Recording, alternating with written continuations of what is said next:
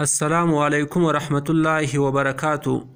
محترم سامعین، یہ جو آج کل سوشل میڈیا پر ایک میسیج بہت زیادہ شیئر ہو رہا ہے کہ آخری عشرہ میں 3 اعمال کیا کرے۔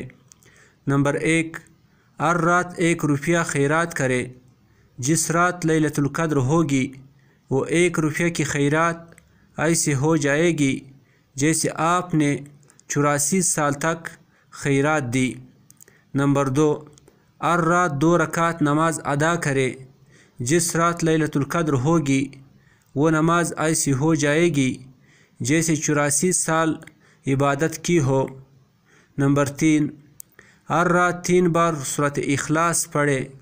جس رات لیلۃ القدر ہوگی وہ تلاوت ایسی ہو جائے گی گویا کہ 84 سال روزانہ ایک قرآن مجید آپ نے پڑھا ہو۔ محترم سامعین، یہاں تک تو بالکل ٹھیک ہے کہ اس مبارک رات میں صدقہ و خیرات، نوافل، ذکر و اذکار کا اہتمام کرنا چاہیے، اور یہ مبارک رات ہے جس کی تصریح خود قرآن مجید میں موجود ہے، لیکن اس ثواب کو 84 سال کے ساتھ مقید کرنا ٹھیک نہیں ہے، کیونکہ اس کا اخذ سورۃ القدر سے لی ہے۔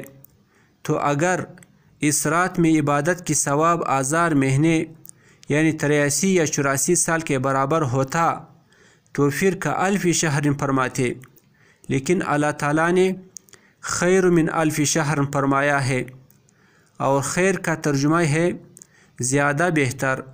اب یہ کتنا زیادہ بہتر ہے؟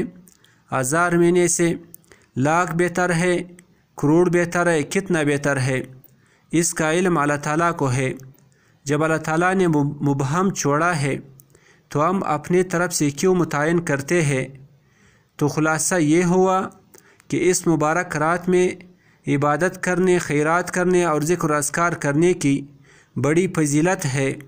ہر مسلمان کو اس کا اہتمام کرنا چاہیے، لیکن اس ثواب کو 1000 مہینے یعنی 83 یا 84 سال کے ساتھ متعین کرنا غلط ہے۔ اس لیے اس میسیج کو آگے بالکل شیئر مت کیجیے، اور اس بات کا بھی خاص خیال رکھیے کہ امام کعبہ کی طرف اس کی نسبت نہ کی جائے، شاید کہ اس نے یہ بات نہ کہی ہو۔ السلام علیکم ورحمۃ اللہ وبرکاتہ۔